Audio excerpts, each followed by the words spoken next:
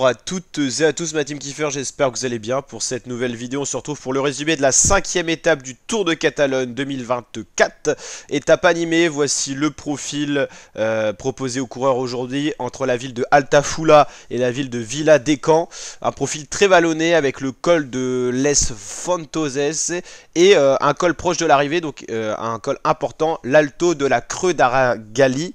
Donc une difficulté placée pas loin de l'arrivée qui remettait en cause le sprint potentiel à l'arrivée dans la ville de Viladecans. 167 km au programme, une étape dure.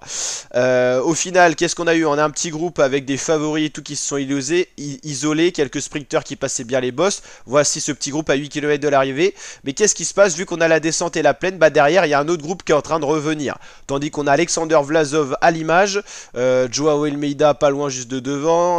Voilà, on a les principaux favoris, Pogacar, tout ça. Quelques coureurs sprinteurs, voilà, dans ce groupe-là d'une quarantaine de coureurs.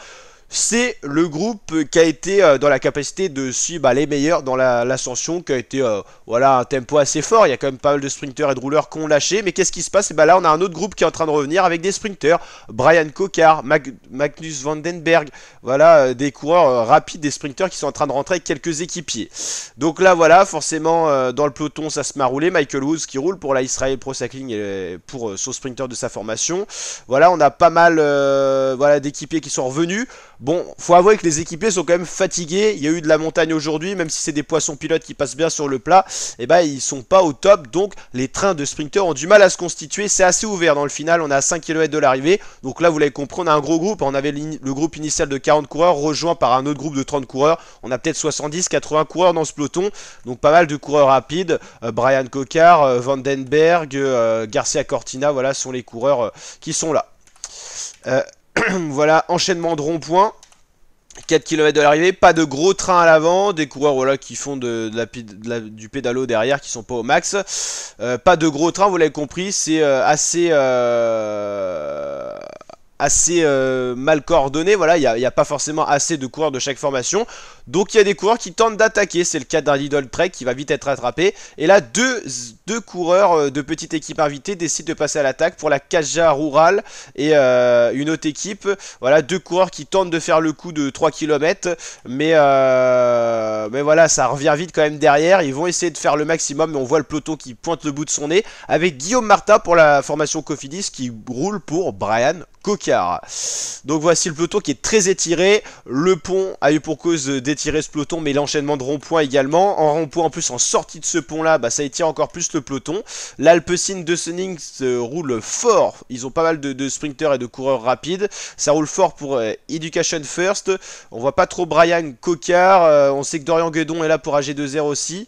Ça sprinte fort. Un sprint qui est pas forcément dominé. Vandenberg est là. Cofidis et Brian Kocar. Là, on a un Idle Trek. On a un Alpecin. C'est Axel Laurens, un Français. Voilà, Vandenberg, Laurens. Et c'est la victoire française aujourd'hui pour l'Alpecin Phoenix de Axel Laurens. Sprint assez décousu. Vous l'avez compris, il n'y avait pas vraiment de train de sprinter. Voilà, c'est arrivé à Viladecans qui est finalement pour les sprinters. On ne savait pas forcément où ça allait aller. Victoire assez nette au final, même si on ne voyait pas avec l'autant de vues. Voilà, il y a quand même une roue d'écart entre le premier et le deuxième. Le Français Axel Laurens s'impose. On revoit le sprint. Voilà, de ce point de vue-là, on ne voit pas forcément au début la différence. Mais la différence se fait vraiment sur la ligne. Brian Kocar doit faire 3 avec son jeté de vélo, même s'il y a un coureur qui revient très fort. Axel Laurens pour l'Alpecin de Sunnings remporte cette étape. Première victoire en World Tour pour lui pour sa carrière. Il tourne bien en début de saison, mais il était plus équipier de Mathieu Van Der Poel ou de Philipsen. Là, il a joué sa carte perso sur ce Tour de Catalogne. Il avait la possibilité de jouer sa carte perso. Il a montré à son équipe qu'il était capable de gagner. Victoire française, ça fait plaisir. Marcus Vandenberg qui a déjà brillé au sprint. C'était l'étape dernière pour l'Education First fait 2.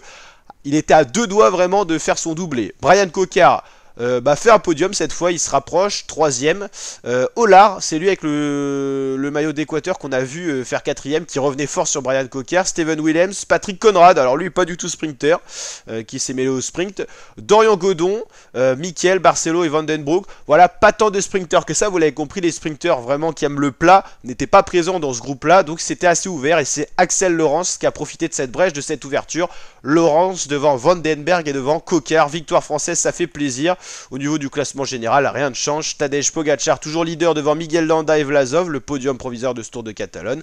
Lenny Martinez est toujours 4ème avec son maillot de meilleur jeune. Chris Harper, Enric Mas, Sepp Kuss, Wout Poels, Egan Bernal et Joao Almeida, le portugais, pour finir ce top 10 du classement général. Le vainqueur du jour, Axel Laurens, qui s'impose pour cette belle victoire World Tour sur le Tour de Catalogne, qui annonce peut-être d'autres futures victoires pour lui. En tout cas, il a montré à sa formation qu'il était capable de faire de belles choses.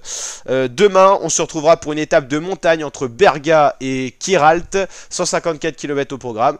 Et puis, il restera aussi l'étape de dimanche avec l'arrivée traditionnelle à Barcelone. Ça sera un départ donné à Barcelone, la capitale de la Catalogne. Une arrivée donnée à Barcelone, donc vous l'avez compris, encore une grosse étape de montagne où devrait se jouer le classement général.